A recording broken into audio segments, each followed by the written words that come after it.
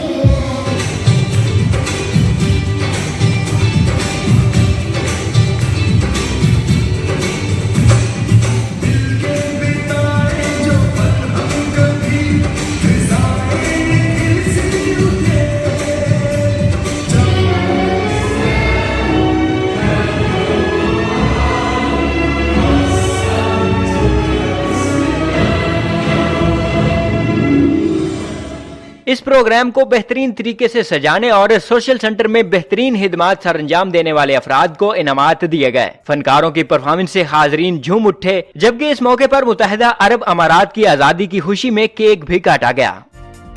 Abdul Fahim, news alert, Sharjah.